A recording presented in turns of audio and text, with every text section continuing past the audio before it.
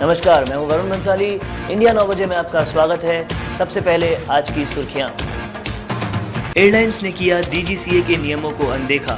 ये जो hidden cast ऐसा बता रहे हैं ना, ये ठीक नहीं। मध्य रेल सुधार की ओर। कौन है बेहतर, सचिन या सहवाग?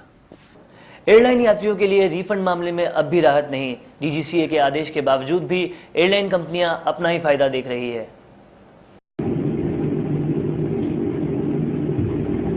जाना हमारा पक्का हो तभी टिकट बुक कराएं, नहीं तो शायद हमारी मेहनत की कमाई लुट जाए। यही सोचते हैं सब लोग फ्लाइट टिकट बुक कराने से पहले, क्योंकि टिकट कैंसिलेशन पर जो हमें पैसे वापस मिलते हैं वो हमारे खर्च किए हुए पैसे के 10% भी नहीं होते। प्राइवेट एयरलाइंस बेस फेयर के नाम पर हमें नाम मात्र पैसा वापस करती है। डीजीसीए ने कहा कि गवर्नमेंट टैक्स के अलावा सारा पैसा कैंसिलेशन पर पैसेंजर्स को दे दिया जाए और सरचार्जेस जो यात्रियों से लिए जाते हैं वो भी एयरलाइंस के अपने खाते में ही जाते हैं, तो उसे भी वापस कर दिया जाए। पर डीजीसीए के इस रूल को प्राइवेट एयरलाइन ओनर्स मानने को तैयार नहीं, और ऐसे में अगर किसी को भुगतान करना पड़ता है तो वो है आम आदमी। एग्जाम्पल मेरा ही है। 3 दिन के पहले मैं एक टिकट तो निकलवाया था, एक 20 मिनट्स लेट हो गया था मेरा। खाली उस टाइम में था मेरा फेयर 6000 कुछ समथिंग। वो टाइम में मेरे को मिला खाली 230 रुपये। सर्विस तो अच्छा है, लेकिन ये जो हिडन कास्ट ऐसा बता रहे हैं ना, ये ठीक नहीं है। Director general of civil aviation और एयरलाइंस ऑपरेटर्स के बीच एक बार फिर विवाद खड़ा हुआ है। डीजीसीए ने कहा था कि टिकट कैंसिलेशन के बाद पैसेंजर्स को बेस फेयर के साथ साथ सरचार्ज भी वापस करना होगा, क्योंकि सरचार्ज गवर्नमेंट टैक्स का हिस्सा नहीं होता और उसके कारण ग्राहकों को काफी नुकसान भुगतना पड़ता है। पर डीजीसीए की इस बात पर एयरलाइंस ऑपरेटर्स मानने को तैयार नहीं। पैसेंजर्स चाहते हैं कि डीजीसीए इस चीज को कानून के रूप में सामने लाए, लेकिन डीजीसीए मीडिया वालों के से बात करने को भी तैयार नहीं है। अब देखना यह होगा कि डीजीसीए इस पर क्या कदम उठाती है। कैमरा पर्सन रिचा सानवाल के साथ वरुण बंसाली, एनडीटीवी इंडिया के लिए। बदलते भारत का बदलता आकाश। जहां पहले इस आसमान में रंग बिरंगी पतंगे हुआ करती थी, वहीं आज ये आकाश सूना है। कहां गई ये पतंगे? पंडित नेहरू ने जब स्वतंत्रता के समय कबूतर और पतंग उड़ाई थी, तब पतंगबाजी एक जुनून बन गया था और वो भारतीय आजादी का प्रतीक था। चांदनी चौक का लाल कुआं जो पतंगों के खरीदारों से भरा रहता था, वहीं इस साल इस बाजार ने भारी नुकसान देखा है। पहले बच्चों को क्रेज होता था पतंगों का, सब चीज का। आज के टाइम में बच्चे टीवी में, डीवीडी में और वीडियो गेम्स में सब में बिजी हो गए, इंटरनेट में। तो अब बच्चों को बिल्कुल भी क्रेज नहीं है पतंगों के लिए। बढ़ती महंगाई और आधुनिक युग ने आम आदमी के पतंगों के शौक को काट दिया है। और हमारी दुकान का बिल्कुल बहुत बुरा हाल रहा है। 10 to 15% सेल रही है, जिससे सारा माल बिल्कुल बेकार हो गया। पतंगे सील गई हैं, मंजे भी थोड़े बहुत खराब हो गए हैं सील के चक्कर में। मैं इस समय खड़ा हूँ चांदनी चौक के लाल कुएं के इलाके में, जहाँ कुछ साल पहले आसमान में सिर्फ पतंगे ही दिखाई देती थी। आज हाल ये है कि पिछले 4 साल में पतंगों के कारोबार में 50% की गिरावट आई है। यहाँ के लोग मुझे बताते हैं कि इस छत पे खड़े होकर लोग आज पतंगबाजी का मजा लेने नहीं आते, कबूतरबाजी देखने आते हैं। कैमरा पर्सन मिर्जा अब्बास के साथ मैं हिमांशु दीक्षित, एनडीटीवी इंडिया। अब रेल यात्रियों के लिए बेहतर भोजन व सुविधाएं देने का आदेश देते हुए रेल मंत्रालय सुधार की पटरी पर। क्या इन वादों पर भरोसा किया जा सकता है? Now, please be ready.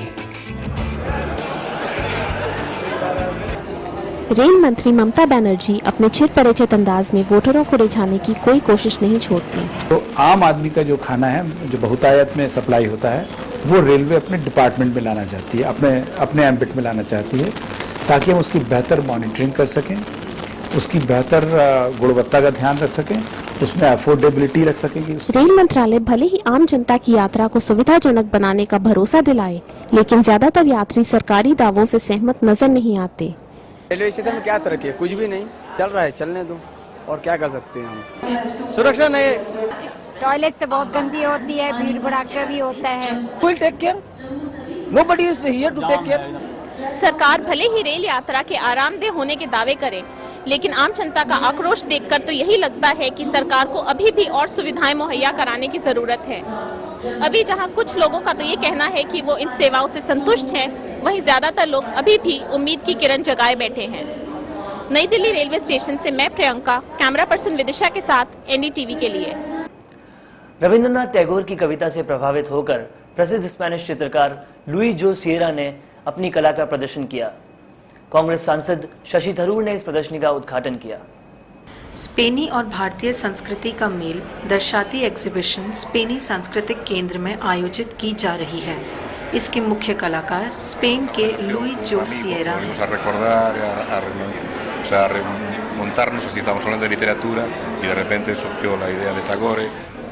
इस एग्जीबिशन का उद्घाटन सांसद शशि थरूर ने किया।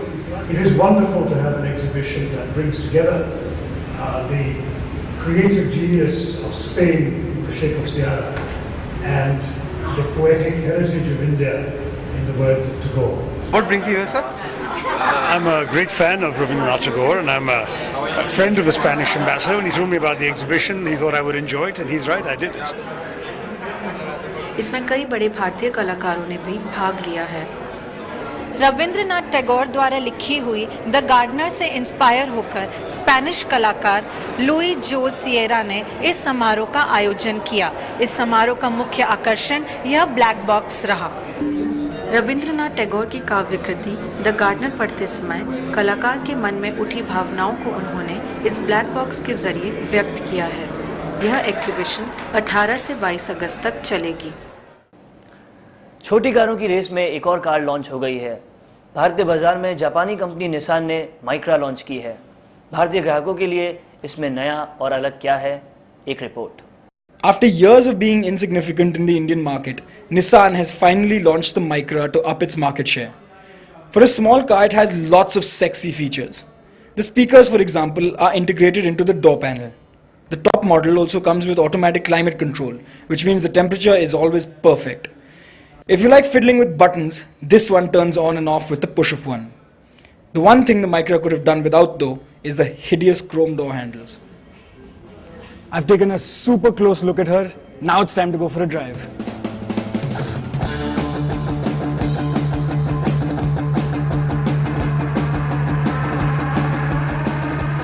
So after yesterday's test drive with the Micra, I can safely say it's a very comfortable car to drive. Lacks a bit of spunk in second gear to overtake that pesky truck in front of you, but after third gear, the speedometer doesn't look back. Needs to be marketed to the urban Indian teenager with lots of nifty features and lots of place inside to do, well, what teenagers do best inside. An easy 6.5 on 10 from me. This is Karthik Mahajan for NDTV. Virender Sehwag Sachin Tendulkar से बेहतर test match खिलाड़ी हैं। ये मानना है Bradman press research का। Research के अनुसार मुश्किल परिस्थितियों में सहवाग सचिन से बेहतर प्रदर्शन करते हैं। यही वो जगह है जहां से वीरेंद्र सहवाग ने की थी अपने क्रिकेटिंग करियर की शुरुआत और तराशा था उस टैलेंट को जिससे आज पूरा विश्व वाकिफ है। आज जब उन्हें भारत का सर्वश्रेष्ठ टेस्ट खिलाड़ी नामांकित किया गया है, हमने बात की उनके कोच एएन शर्मा से उनकी इस उपलब्धि के बारे में। देखिए, जहाँ तक जो भी उनका बेसिस है रेटिंग का, अगर वो सच है, उसमें प्रूव है, तो अच्छा खुशी होती है। वीरेंद्र सहवाग और सचिन में यही सिर्फ एक अंतर है कि सचिन से तेज खेलता है वो वीरेंद्र, और टीम की सिचुएशन के अनुसार। देखिए, you can't compare Sachin with anybody. Sachin का जो रिकॉर्ड है वो तोड़ने में शायद शताब्दी बीत जाए। वीरेंद्र सहवाग, क्या अच्छा लगता है उसकी बैटिंग के बारे में? उनकी बैटिंग में ये अच्छा लगता है, वो कोई भी बॉल डिफेंस करके नहीं खेलते, वो एक जज्बे के साथ खेलते हैं कि हर बॉल को मारना है। वीरेंद्र सहवाग की कोचिंग एकेडमी में बारिश का समय है, लेकिन उसने भी इन खिलाड़ियों का उत्साह कम नहीं किया है। क्या पता इन्हीं में से कल कोई अगला वीरेंद्र सहवाग बने और उसका नाम भी सचिन तेंदुलकर से ऊपर आए। कैमरामैन चैंडी थॉमस के साथ मैं शिराज कोहली, एनडीटीवी इंडिया से। इस साल की सबसे चर्चित फिल्म पीपली लाइव एक अच्छी शुरुआत के बावजूद भी विवादों में घिरी है। एनडीटीवी ने जानी इस पर लोगों की राय। It was a wonderful movie, you know, almost perfect. No, everyone commits suicide, but nobody pinpoints at that particular thing. Movie जो है हमें अच्छी लगी, बहुत ही अच्छी मूवी लगी इस हफ्ते की। हमें ये लग रहा था कि ये मूवी फ्लॉप जाएगी। It is a social satire on vote-hungry politicians and the media frenzy behind TRPs. In this chaos, however, the real issue of farmer suicides seems to get sidelined. However, we feel Pipli Live is worth a one-time watch. With camera person Chandi Thomas, this is Aparna for NDTV. India 9 बजे में बस इतना ही। खबरों का सिलसिला जारी रहेगा। देखते रहिए NDTV इंडिया।